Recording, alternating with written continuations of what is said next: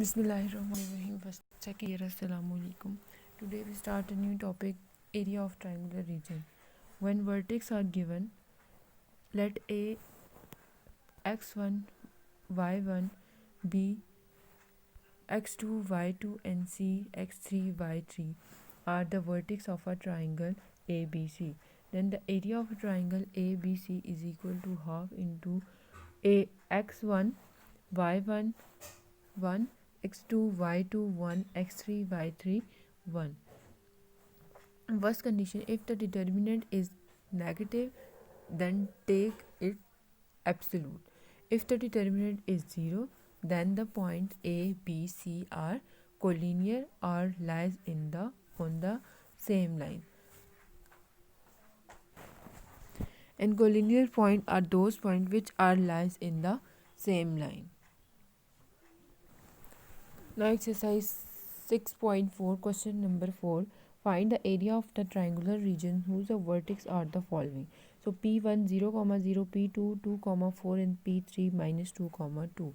Now solution we have, since the area of triangle, find the area of triangle. Now the area of triangle ABC is equal to half into x1 y1 1, x2 y2 1, x3 y3 1. Putting the coordinates of the point A B C. Now A B C, अब सबसे पहले हमने ये देखना है कि x1 और y1, ठीक है, x1 और y1 की वैल्यू आपके पास क्या आ जाएगी 0 0, ठीक है, हम ये पुट कर लेंगे।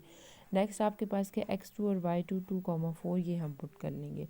लास्ट वन, अब आपके पास क्या है -2, 2, तो आपने ये पुट कर दिया। नेक्स्ट आपके पास ये जो कॉलम है उसी तरह से हम लिखेंगे 1 1 1।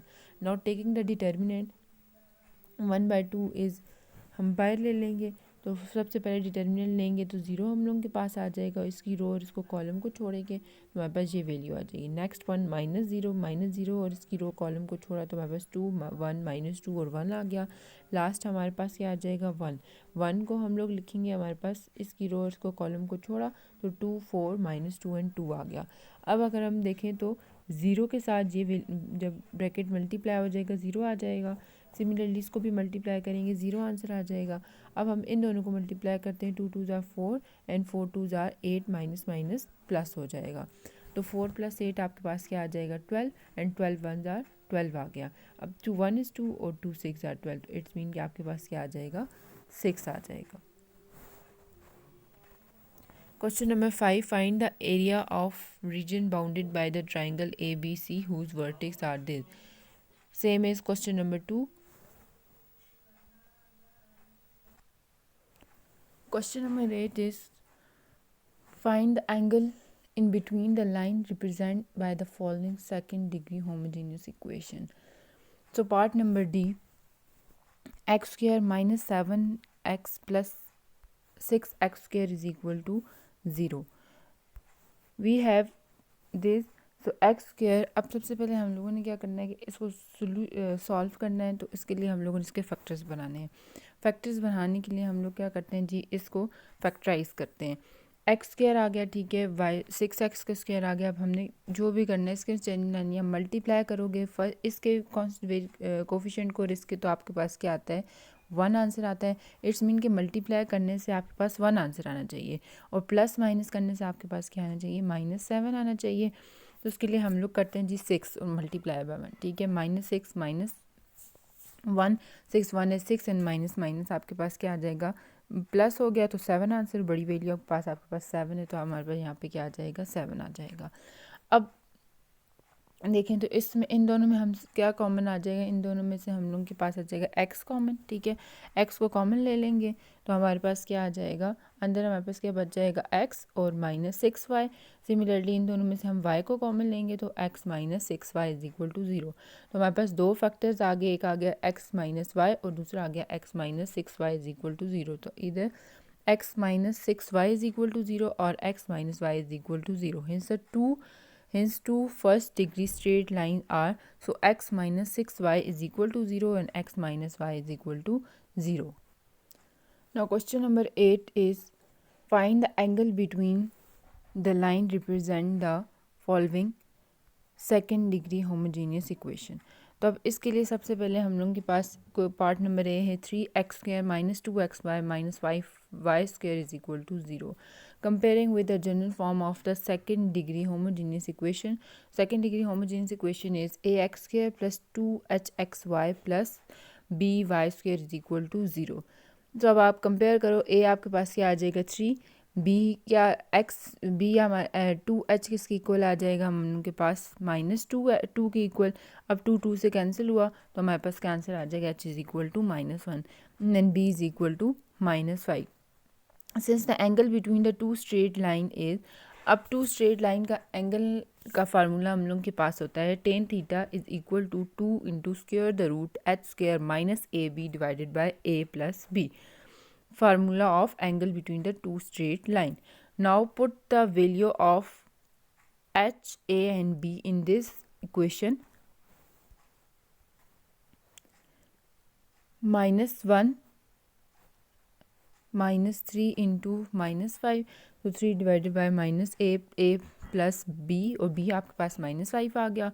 Similarly, -1² is equal to 1, minus into minus plus, 3 5s are 15. So 1 plus 15 is equal to 16 and 3 5s are आपके पास 3 minus plus minus. So 3 minus 5 is equal to -2. So 2 से कैंसिल हो जाएगा हमारे पास.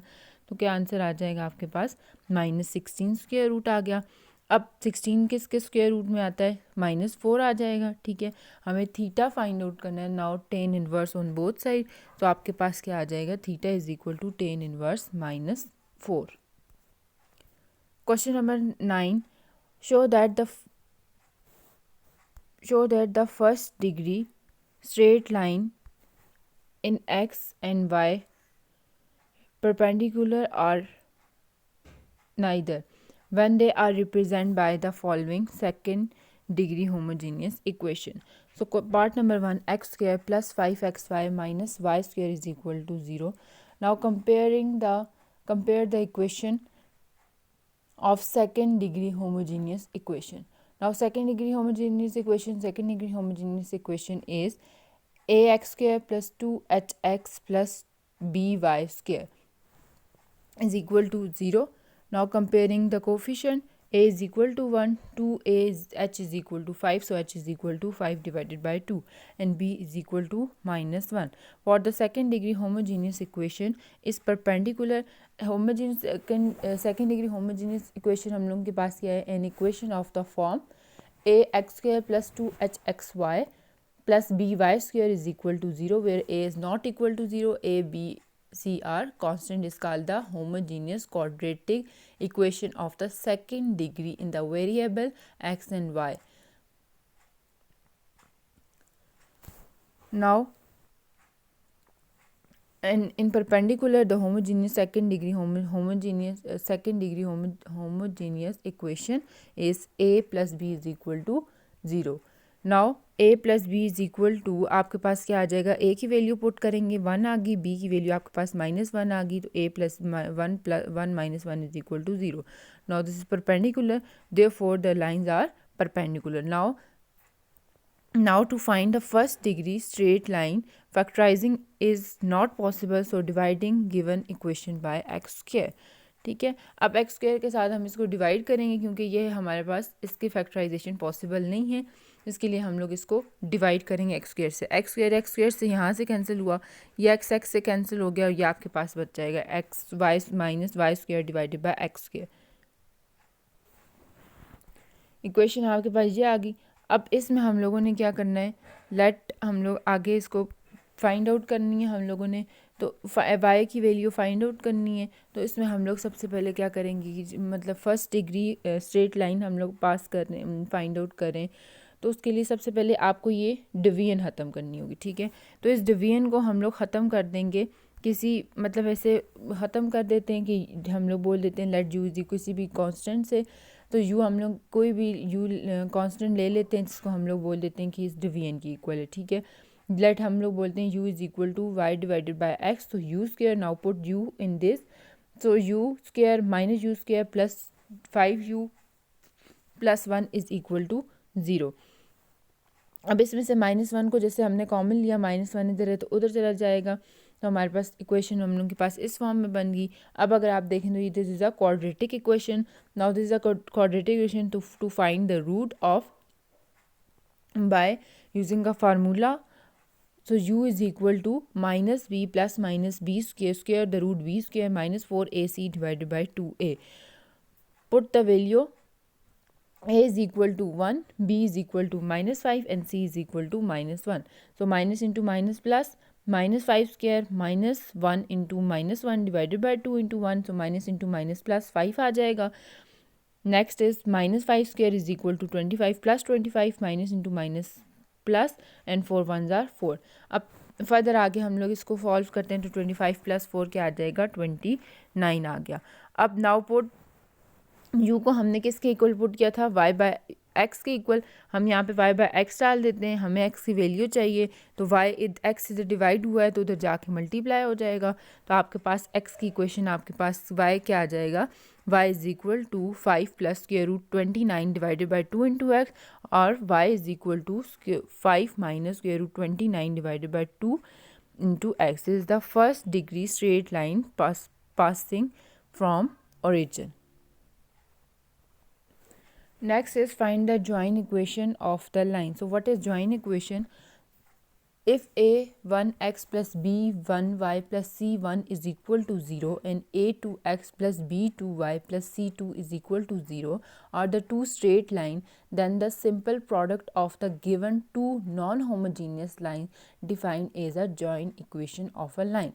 So joint equation of line आपके पास क्या आ जाएगी a1 of x plus b1 of y, ठीक है, प्लस c1, ठीक है. इन दोनों का हम लोग क्या कर लेंगे इसका, और दूसरी आपके पास इक्वेशन आ जाएगी a2 of x plus b2 of y और plus c2 is equal to 0. इन दोनों का हम लोग के पास क्या आ जाएगा प्रोडक्ट आ जाएगा.